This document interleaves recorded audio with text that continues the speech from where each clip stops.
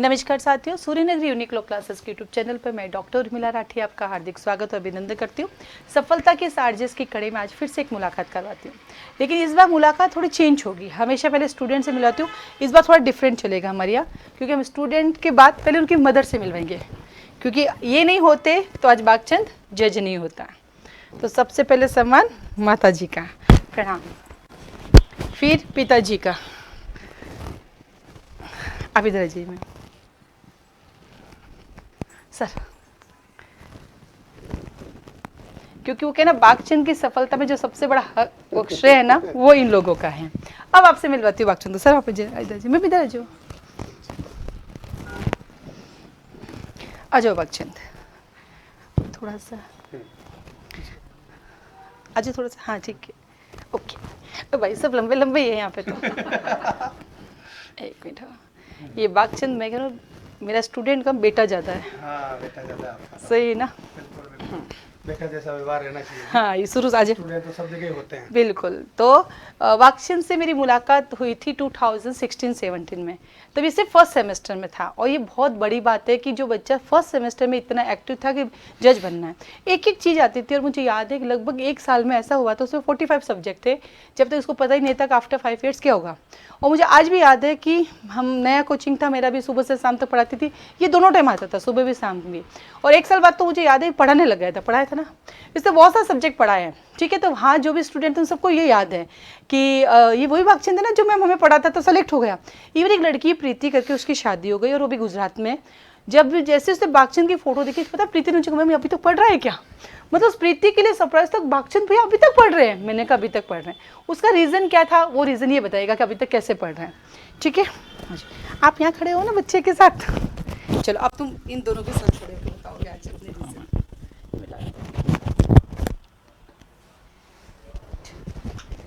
आप बीच में जो बागचंद बीच में, ठीक है मैम, ठीक है। कोई नहीं ना, आज मम्मी पापा को ये मौका कब कब मिलेगा।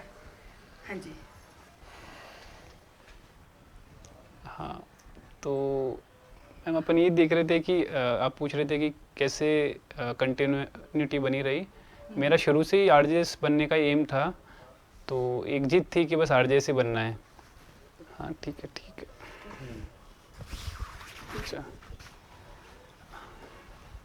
तो इसलिए फिर मैम वो नहीं, आपके मन में कब आया, क्यों आया कि मुझे फर्स्ट सेमेस्टर में जब आपने एडमिशन लिया और उसी समय आप आ गए थे कोचिंग के लिए, तो ऐसा उस समय क्या लगा कि बस मुझे जज बनना, में 5 साल तक लगा था पढ़ पाऊंगा, ऐसा क्या आपको क्या ऐसा दिखा लाइफ में?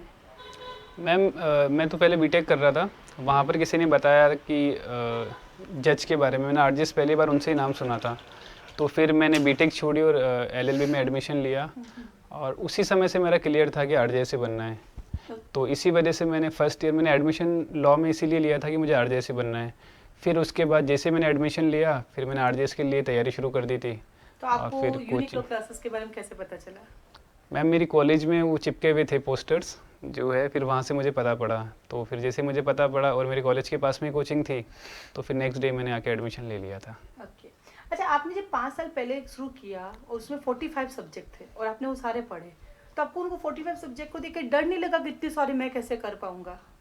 नहीं मैम, उस समय तो कुछ भी ऐसा फील नहीं हुआ कि इतने ज़्यादा सब्जेक्ट्स हैं वो है। मुझे लगा था कि बनना है तो फिर पढ़ना ही पड़ेगा। क्योंकि मुझे आज भी याद है कि बागचंद को जो 45 सब्जेक्ट है वो भी सारे याद थे। ये जो सबसे बड़ी जीत है वो भी याद थे, सारे हाँ के मैम, सारे सारे सब्जेक्ट्स तैयार थे उस पूरे समय। एक साल में इसने 45 सब्जेक्ट पूरे के पूरे इसने याद कर लिए थे, ठीक है। हम बात करते हैं बागचंद फर्स्ट अटेम्प्ट है, वो बच्चा है फर्स्ट अटेम्प्ट में ये पहुंच गया था अपना।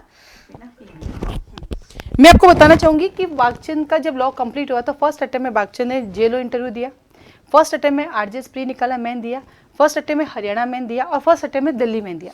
लेकिन उस समय सारे फर्स्ट अटेम्प्ट होने के बावजूद भी बागचंद का एक भी जगह सिलेक्शन नहीं हुआ। ये बात है 2021-22, राइट। अब 2021-22 से लेके 2024 के आज जब आया तो बागचंद आज जेलो भी हैं और बागचंद अब जज भी बन गए। तो हम जानते हैं कि बागचंद ने 2 साल अपने आप को कैसे पेशेंस के साथ रखा और कैसे पढ़ाई की और परिवार का कैसे सपोर्ट रहा। क्योंकि देखो एक लड़का है, वकालत हो गई, अब कोर्ट जाना नहीं है, पढ़ना है, और फिर कैसे परिवार का सपोर्ट रहा और इसकी खुद की मेहनत कैसे रही, ये बागचंद से हम जानते हैं। जी मैम, फैमिली का सपोर्ट तो बिल्कुल पूरा था। बिना फैमिली के सपोर्ट के बिना फैमिली के सपोर्ट के मैम ये पॉसिबल हो भी नहीं पाता। और बाकी दोस्तों का भी काफ़ी साथ रहा, टीचर्स का साथ रहा, सबने हमेशा से मोटिवेट किया। नहीं तो कितने घंटे आपने पढ़ाई की एक दिन में, मतलब कितने घंटे आपने अपने आप को दिया? मैम ऐसा फिक्स नहीं था, लेकिन अगर एवरेज देखा जाए तो 8 से 10 घंटे, 7 से 8, 8 से 10 घंटे लगभग मैं रोज़ पढ़ता था। अच्छा, आपका स्ट्रेटजी क्या रखा आपने पढ़ने के दौरान? मैम स्ट्रेटजी तो मैंने पहले ये रखा कि जो भी बैरेक्ट है वो पूरा मुझे लर्न होना चाहिए। सारे सेक्शंस मुझे याद थे, सेक्शन नंबर से याद थे। पहले मेरा जो मेन फोकस था बैरेक्ट लर्न होना चाहिए और समझ के लर्न होना चाहिए। फिर मैंने उसके बाद एक बार याद करने के बाद MCQs लगाए। MCQs बहुत ज़्यादा लगाने के बाद फिर मैंने मेंस की तैयारी करी, आंसर राइटिंग की प्रैक्टिस करी, और जो पोर्शन ज़्यादा इंपॉर्टेंट था उसको ज़्यादा वेटेज देके मैंने तैयारी करी। अच्छा, आपका जब JLO सिलेक्शन हो गया और फिर अचानक से RJS एकदम से आ गया, तो आप एकदम डगमगाए नहीं कि अब मैं कैसे मैनेज करूँ दोनों को, क्योंकि इधर ज्वाइनिंग भी आ गई थी। उस दौरान आपने क्या मैनेज की, कैसे स्ट्रेटजी देखा आपने? हाँ मैम, उस समय थोड़ी दिक्कत आई थी क्योंकि JLO भी था और RJS भी था, और RJS ज़्यादा इंपॉर्टेंट था लेकिन JLO को छोड़ नहीं सकते थे। लेकिन फिर थोड़ा स्टार्टिंग में छुट्टियों का पॉसिबल हो नहीं पाया था वहाँ पर, तो मैं दिन में ऑफिस जाता था और ऑफिस से जो भी टाइम मिलता था ऑफिस से आने के बाद, तो फिर वहाँ थोड़ा एक्स्ट्रा टाइम देके मेंस की तैयारी में लगा था। उन बच्चों के लिए क्या कहना चाहेंगे जिनका इस बार नहीं हुआ, क्योंकि आपका भी 2021 में इंटरव्यू नहीं हुआ था, तो आप क्या कहना चाहेंगे उन लोगों को? मैं तो एक चीज़ बोलूँगा कि अगर नहीं हुआ तो बिल्कुल आप वापस से तैयारी में लगिए, क्योंकि मेरे साथ भी वही फेज़ आया था। काफ़ी एक डिस्टर्बिंग सा फेज़ रहता है जब काफ़ी टाइम से वैकेंसी नहीं आती और फेलियर देखना पड़ता है। लेकिन हाँ, अगर कंटिन्यूटी नहीं तोड़नी है, अगर कंटिन्यूटी टूट गई तो फिर वो वापस बनने में दिक्कत आ जाएगी। तो मैं तो यही कहूँगा कि बस पढ़ते रहो, ठीक है, खुद को मोटिवेट रखने की ज़्यादा ज़रूरत है, क्योंकि उसके बिना तो हिम्मत हारने सी लगती है।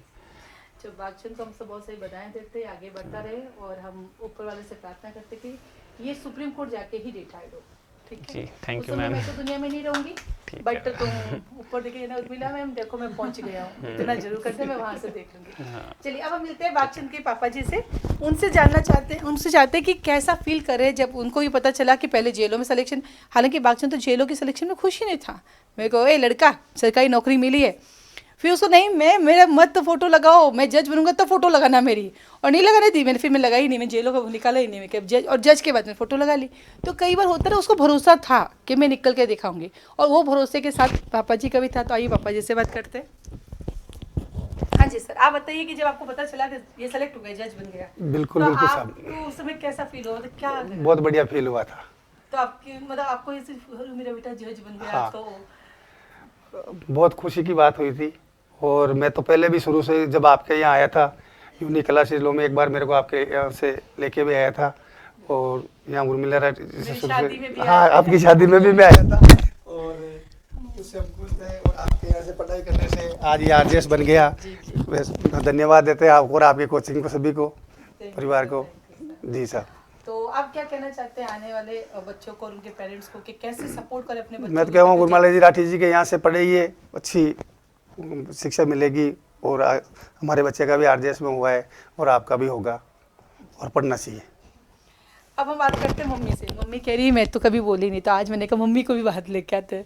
अरे जो आपने देखो, अगर बागचंद को आप दुनिया में नहीं लाते, हाँ, अगर बागचंद को आप दुनिया में नहीं लाते तो बागचंद जज बनता क्या? नहीं बनता। नहीं बनता ना। तो आप जब आपको पता चला आपका बेटा जज बन गया, तो आपको क्या लगा? फिर तो खुशी का कोई ठिकाना ही नहीं रात को।